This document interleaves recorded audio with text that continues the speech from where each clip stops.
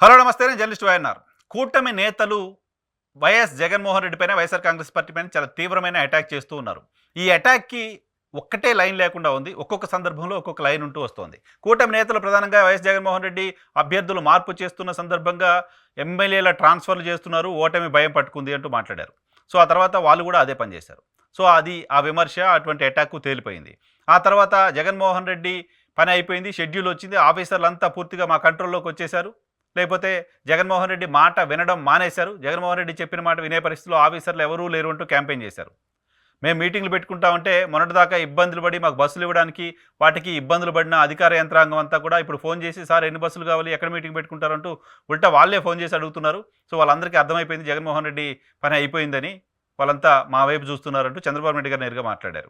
So, అదే campaign Telugu Desam party చేస్తూ వచ్చింది. ఆ తర్వాత వారం రోజులకే అధికారులు ఎవరు మా మాట వినట్లేదు. మొత్తం ఇంకా కూడా జగన్మోహన్ రెడ్డి చెప్పినట్టే వింటున్నారు. జగన్మోహన్ రెడ్డి కనుసరణలోనే పనిచేస్తున్నారు అంటూ మాట్లాడారు. సో, అది తేలిపోయింది. ఆ తర్వాత ప్రధానంగా వాలంటీర్లకు సంబంధించి వాలంటీర్లతో రాజకీయం చేయించే ప్రయత్నం చేస్తున్నారు. వాలంటీర్లను ఎన్నికల్లో వాడుకునే ప్రయత్నం చేస్తున్నారు. వాలంటీర్ల ద్వారా రాజకీయ లబ్ధి చేకూర్చే పనులు చేసుకున్నారు అంటూ వైసీపీ పైన విమర్శలు చేస్తూ వచ్చారు. వాలంటీర్లను ఎన్నికల విధులకు దూరంగా ఉంచాలి అంటూ చెప్తూ వచ్చారు. వాలంటీర్లు పెన్షన్లు పంపిణీ చేయడానికి వీల్లేదు అంటూ అఫీషియల్‌గానే మాట్లాడుతూ వచ్చారు. అలా మాట్లాడుతూ చివరికి వాలంటీర్లు చాలా గొప్పవాళ్ళు, వాలంటీర్లకు మేమే జీతాలు పెంచుతాం అంటూ మాట్లాడే పరిస్థితికి తెలుగుదేశం పార్టీ వచ్చింది. ఉగాది రోజు తెలుగుదేశం పార్టీ మేము వాలంటీర్ల జీతాలు పెంచబోతున్నాం, వాలంటీర్లను తీయబోము అని చెప్పింది. వాలంటీర్లకు సంబంధించి 4 ఏళ్లుగా చేస్తున్న దుష్ప్రచారం, 4 ఏళ్లుగా వాళ్ళపైన క్యారెక్టర్ అసాసినేషను, 4 ఏళ్లుగా వాళ్ళకి సంబంధించి రకరకాల వ్యాఖ్యలు చేస్తూ వచ్చిన Telugu Desam party all of sudden ఎన్నికల ముందు వాలంటీర్లు అద్భుతం అంటూ చెప్తూ వచ్చింది. సో, ఇది కూడా గత 4 ఏళ్లుగా మేము చేసిన ప్రచారం అంతా తప్పు, 4 ఏళ్లుగా మేము అబద్ధాలు మాట్లాడాం, 4 ఏళ్లుగా మేము కావాలనే విమర్శలు చేశాం అని తెలుగుదేశం పార్టీయే చెప్పినట్లయింది. తెలుగుదేశం పార్టీయే ఒప్పుకున్నట్లయింది. ఆ తర్వాత పెన్షన్ల పంపిణీకి సంబంధించి రాష్ట్ర ప్రభుత్వం దగ్గర డబ్బులు లేవు, ఏప్రిల్‌లో చెప్పిన మాట. ఏప్రిల్‌లో పెన్షన్ల పంపిణీకి వాలంటీర్లు లేరు కాబట్టి ఇబ్బంది అవుతోంది, సచివాలయానికి రావాలి, సచివాలయానికి వచ్చి తీసుకోవాలి అంటూ అప్పుడు చీఫ్ సెక్రటరీ ఆదేశించిన నేపథ్యంలో తెలుగుదేశం పార్టీ చెప్పిన మాట, తెలుగుదేశం పార్టీ చేసిన ప్రచారం రాష్ట్ర ఖజానాలో డబ్బులు లేవు కాబట్టి వారం రోజుల పాటు పెన్షన్లు ఇస్తా అని చెప్తున్నారు. డబ్బులు లేని నెపాన్ని మా పైన వేసే ప్రయత్నం చేస్తున్నారు. సో, పెన్షన్ల ఆలస్యానికి కారణం తెలుగుదేశం పార్టీ అంటూ క్యాంపెయిన్ చేస్తున్నారు. అసలు కారణం ఏంటంటే జగన్మోహన్ రెడ్డి దగ్గర, ప్రభుత్వం దగ్గర డబ్బులు లేవు అనేది తెలుగుదేశం పార్టీ క్యాంపెయిన్ చేసింది. బట్ 2 డేస్‌లోనే పెన్షన్ల పంపిణీ కార్యక్రమం అంతా కూడా పూర్తయిన తర్వాత తాము చేసిన ఆరోపణ పనికిమాలినది అని తెలుగుదేశం పార్టీ గుర్తించాల్సిన పరిస్థితి వచ్చింది. ఆ ఆరోపణ కూడా తప్పు అని తేలిపోయింది. ఆ తర్వాత పెన్షన్ల పంపిణీ అకౌంట్‌లో వేయొచ్చు కదా! పెన్షన్ల పంపిణీ అకౌంట్‌లో వేస్తే తప్పేంటి అని on record I'm saying on record Bharatiya Janata party రాష్ట్ర అధ్యక్షురాలు పురంధేశ్వరి గారు, పవన్ కళ్యాణ్ గారు, తెలుగుదేశం పార్టీకి సంబంధించిన నాయకులు, ఈవెన్ నిమ్మగడ్డ రమేష్ కుమార్ వీళ్ళంతా మాట్లాడారు. ఆధార్‌కి బ్యాంక్ అకౌంట్ లింక్ అయి ఉన్నాయి, ఎందుకు అకౌంట్‌లో వేయకూడదు, అకౌంట్‌లో వేస్తే తప్పేంటి అంటూ మాట్లాడారు. అందరికీ డీబీటీలో వేస్తున్నారు కదా, వీళ్ళకెందుకు వేయరు? వీళ్ళకి వేయకుండా ఎందుకుంటున్నారంటే కేవలం వీళ్ళు తీసిపోయి డబ్బులు ఇస్తే ఈ జగన్మోహన్ రెడ్డి ఇస్తున్న డబ్బులని వాళ్ళు నమ్మి జగన్ కోటేస్తారు కాబట్టి ఇలా వేయట్లేదు, అకౌంట్‌లో వేయండి అంటూ కోరారు, డిమాండ్ చేశారు అకౌంట్‌లో వేయొచ్చు కదా అని. వాళ్ళ డిమాండ్‌ని, వాళ్ళు కోరిన దాన్ని తెలుగుదేశం పార్టీ మీడియా ప్రముఖంగా రాసింది. ఆ తర్వాత మే 1కి వచ్చేసరికి అకౌంట్‌లో వేసి పేదలను ఇబ్బందులు పెడుతున్నారు అని చెప్తున్నారు. సో, అకౌంట్‌లో వేయమని డిమాండ్ చేసిన వాళ్ళు ఇప్పుడు అకౌంట్‌లో వేయడం వల్ల పేదలు ఇబ్బందులు పడుతున్నారు అంటూ మాట్లాడుతున్నారు. సో, అకౌంట్‌లో వేయకుండా వైసీపీ ఇబ్బంది పెడుతుంది అని చేసిన విమర్శ కూడా ఒక పనికిమాలినదిగా తేలిపోయింది.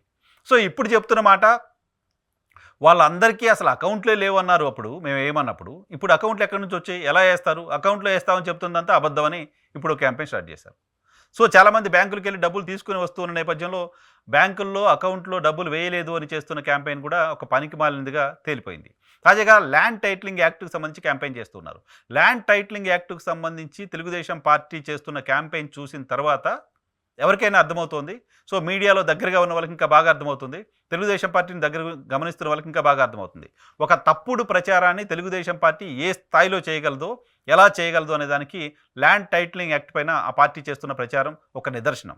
ల్యాండ్ టైటిలింగ్ యాక్ట్‌కు సంబంధించి తెలుగుదేశం పార్టీ చేస్తున్న ప్రచారానికి ఆ పార్టీకి బాకా ఊదే 2 పేపర్లు, మిగతా ఛానల్స్ కూడా తోడు కలిసి ఇటువంటి దుష్ప్రచారాన్ని క్యాంపెయిన్‌గా చేస్తూ వచ్చాయి. అది కూడా అబద్ధం అని తేలిపోయింది. ఏం క్యాంపెయిన్ చేశారు వాళ్ళు? ల్యాండ్ టైటిలింగ్ యాక్ట్ వస్తే మొత్తం భూములు రాయించేసుకుంటాడు జగన్మోహన్ రెడ్డి అని. ఇక్కడ జగన్మోహన్ రెడ్డికి వకాల్తా పుచ్చుకోవడానికి నేను లేను కానీ, సో, అది తప్పుడు ప్రచారం అని తేలిపోయింది. ఏ రకంగా ఒక ముఖ్యమంత్రి మొత్తం ప్రజల భూములు తీసుకుంటాడు? ఆంధ్రప్రదేశ్‌లో 6,000 గ్రామాల్లో ల్యాండ్ సర్వే పూర్తయింది. సో, 6,000 గ్రామాల్లో ఇప్పటివరకు ఏ ఒక్కరు కూడా మా భూమి ఇంకెవరో తీసుకున్నారని కంప్లెయింట్ చేయలా. సో 6,000 గ్రామాల్లో ఎవ్వరికీ లేని ఇబ్బంది తెలుగుదేశం పార్టీకి ఎన్నికల ముందు ఎందుకు గుర్తొచ్చింది? తెలుగుదేశం పార్టీ ఈ అంశాన్ని రాజకీయ ఎజెండాగా ఎందుకు చేస్తోంది? తాము పెట్టిన మేనిఫెస్టో పనిచేయట్లేదా? తాము తీసుకొచ్చుకున్న రాజకీయ పార్టీలు పనిచేయట్లేదా? తమ కోసం పనిచేస్తున్న మిగతా వ్యక్తులు ఎవరు మద్దతు సపోర్ట్ సరిపోవట్లేదా? దుష్ప్రచారం చేయాల్సిన అవసరం ఎందుకు వస్తుంది? ఈ దుష్ప్రచారం అని నేను ఎందుకంటున్నానంటే ఇది మంచి చట్టం, ఇది అద్భుతమైన చట్టం. ఈ చట్టం వస్తే ఇంకా రాష్ట్రం భవిష్యత్తు మారబోతోంది, భూ వివాదాలు ఏవి ఉండవు అని చెప్పింది ఎవరు అంటే Telugu Desam party media. Telugu Desam party media రాసింది, తెలుగుదేశం పార్టీ ఛానల్ చూపించాయి. ఎవరో మాట్లాడింది చూపిస్తే రిపోర్టింగ్ నేరుగా ఆ పార్టీకి సంబంధించిన మీడియా కథనాలు రాసింది. ఇది అద్భుతమైందంటూ వాళ్ళు రివ్యూ చేసి రాశారు. ఇప్పుడు ఆ కథనాల్ని తమ ఛానల్స్ నుంచి డిలీట్ చేస్తున్నారు. ఏంటి అర్థం? తప్పుడు ప్రచారం అన్న ఒప్పుకున్నట్టే కదా. సేమ్ టైం అసెంబ్లీలో పయ్యావుల కేశవ్ గారు చాలా సీనియర్ ఎమ్మెల్యే, ఆయన ఈ చట్టాన్ని అప్రిషియేట్ చేశారు. సో దానిపైన ఇప్పటివరకు తెలుగుదేశం పార్టీ మాట్లాడట్లా. సేమ్ టైం ఈ చట్టం నీతి ఆయోగ్ చెప్పింది, కేంద్ర ప్రభుత్వం చెప్పింది, దాన్ని బేస్ చేసుకొని చెప్పారు, తెచ్చారు. ఈ చట్టం ఆంధ్రప్రదేశ్ ప్రభుత్వం ఒక్కటే తేవట్లేదు, గొప్పగా ఆల్రెడీ రాజస్థాన్లో అమలు అవుతుంది అని పయ్యావుల కేశవ్ గారు అసెంబ్లీలో on floor of the house మాట్లాడారు. సో ఆ క్రెడిట్ రాష్ట్ర ప్రభుత్వానికి ఇవ్వడానికి కూడా సిద్ధపడలేదు ఆయన. రాజస్థాన్లో ఆల్రెడీ అమలు అవుతుంది అని చెప్పారు. అదే చట్టాన్ని ఇక్కడ తీసుకొస్తే ఇక్కడ ఆ చట్టం వల్ల మొత్తం భూములు వెళ్ళిపోతాయని తెలుగుదేశం పార్టీ క్యాంపెయిన్ చేస్తోంది. తెలుగుదేశం పార్టీ మీడియా రాసిన వార్తలు బయటకు వచ్చిన తర్వాత, పయ్యావుల కేశవ్ ఏం మాట్లాడారో బయటకు వచ్చిన తర్వాత, నీతి ఆయోగ్ చెప్పింది ఏందో బయటకు వచ్చిన తర్వాత తెలుగుదేశం పార్టీ చేస్తోంది ఒక పనికిమాలిన తప్పుడు ప్రచారం అనేది తేలిపోయింది. సో ఒక తప్పుడు ప్రచారాన్ని నమ్ముకుంటే, తప్పుడు ప్రచారాన్ని నమ్ముకుని ఎన్నికలకు వెళ్ళాలనుకుంటే, తప్పుడు ప్రచారం చేసి ఇంకెవరిపైనా గెలవాలనుకుంటే ప్రకృతి కూడా సహకరించదు అనే దానికి నిదర్శనంగా తెలుగుదేశం పార్టీ చేస్తున్న క్యాంపెయిన్ కనపడుతోంది. సో కంటిన్యూగా చేస్తున్న ఇటువంటి నెగిటివ్ క్యాంపెయిన్ అంతా కూడా బట్టబయలు అయిపోతుంది. నేచరే దాన్ని బయట పడేలా చేస్తోంది.